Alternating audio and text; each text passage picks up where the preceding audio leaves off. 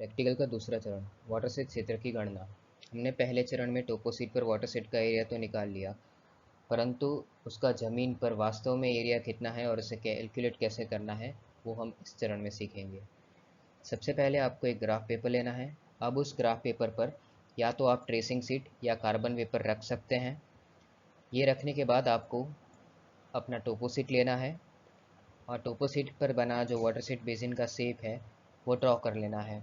तो आपका graph paper कुछ इस हिसाब से दिखेगा। हमने ग्राफ पेपर पर वाटरशेड बेसिन का शेप तो ड्रॉ कर लिया, लेकिन आगे बढ़ने के लिए हमें यहाँ पे एक बहुत ही ज़रूरी चीज़ समझनी है, जो कि है ग्राफ पेपर और टोपोशीट के स्केल को एक करना।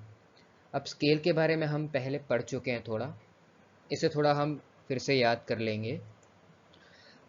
हमें ये मालूम है कि जो स्टैंडर्ड इंडियन टोपोशीट्स है वो 1:50,000 के स्केल पे तैयार किए जाते हैं, जबकि हमारा ग्राफ पेपर जो है वो 1:1 के स्केल पे तैयार किया गया है।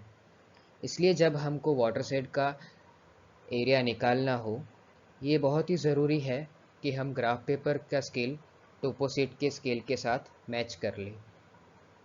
तो अब जो हमारा ग्राफ पेपर का नया स्केल होगा वो होगा 1 centimetre is equals to 500 metre या 50,000 सेंटीमीटर,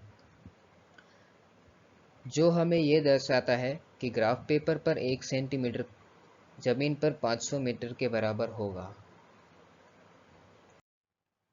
टोपोशीट और ग्राफ पेपर का स्केल मैच होने के बाद हम ग्राफ पेपर पर वाटरशेड की बाउंड्री के अंदर एक पूरा स्क्वायर या एक पूरा वर्ग ढूंढेंगे और उसका एरिया कैलकुलेट करेंगे। हम ये तो जानते हैं कि एक स्क्वायर या एक वर्ग की सभी साइड एक समान लंबाई की होती है, तो हमारा एरिया कैलकुलेट करने का जो फॉर्मूला होगा वो होगा साइड मल्टीप्लाई बाय साइड। या इसे आसानी से समझने के लिए आप समझिए कि आप किसी साइड को ए से दर्शाते हैं, तो जो हमारा फॉर्मूला होगा वो होगा a multiply by A. Graph paper पर एक स्क्वायर की लंबाई 1 सेंटीमीटर होती है और टोपोशीट के साथ स्केल मैच करने के बाद हमें ये पता चला कि ग्राफ पेपर पर 1 सेंटीमीटर ज़मीन पर 500 मीटर की दूरी दिखलाता है। तो हमारा पूर्ण वर्ग का एरिया जो होगा वो होगा 500 मीटर मल्टीप्लाई बाय 500 मीटर, जो कि होगा हमारा 2,50,000 वर्ग मीटर। अब आपके मन में ये सवाल आ रहा होगा कि सभी जगह पर तो पूर्ण वर्ग वाटरशेड बेसिन के बाउंड्री के अंदर आ नहीं रहे, तो तब क्या करना है। तो ऐसी जगहों पर हम वर्ग का 1/4 हिस्सा लेंगे और उसका एरिया कैलकुलेट करेंगे। उसका एरिया निकालना आसान है। उसका एरिया निकालने के लिए आपको एक पूर्ण वर्ग के एरिया को 1/4 से मल्टीप्लाई करना है।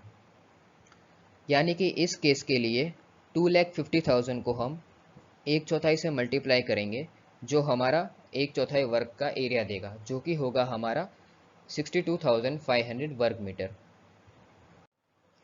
अब ये होने के बाद आपको कितने पूर्ण वर्ग और कितने 1/4 वर्ग वाटरशेड बेसिन की बाउंड्री के अंदर आ रहे हैं, उनकी कुल संख्या की गिनती करनी है। कुल संख्या की गिनती करने के बाद हमारे पूर्ण वर्ग की टोटल संख्या 3 आ रही है और 1/4 वर्गों की संख्या 18 आ रही है। अब आपको ये चीज़ ध्यान रखनी है कि संख्या गिनती करते समय थोड़े 1/4 वर्ग वाटरशेड बाउंड्री के बाहर भी जा रहे होंगे और कई बार थोड़ी जगह छूट भी रही होगी। तब आपको अंदाजित गिनती करनी है, क्योंकि ये हम मैन्युअली बिना किसी सॉफ्टवेयर की मदद से एरिया कैलकुलेट कर रहे हैं, तो थोड़ा ज़्यादा डिफरेंस आ सकता है। अब हम सभी पूर्ण वर्गों का टोटल एरिया निकालेंगे, जो कि हम पूर्ण वर्गों की संख्या को एक पूर्ण वर्ग के एरिया से मल्टीप्लाई करके निकालेंगे। तो सभी पूर्ण वर्गों का टोटल एरिया हमारा 3, जो कि है कुल संख्या, मल्टीप्लाई बाय 2,50,000 जो कि है एक पूर्ण वर्ग का एरिया, करने पर 7,50,000 वर्ग मीटर आ रहा है। उसी तरह सभी 1/4 वर्गों का टोटल एरिया हमारा 18 मल्टीप्लाई बाय 62,500 करने पर 11,25,000 वर्ग मीटर आ रहा है।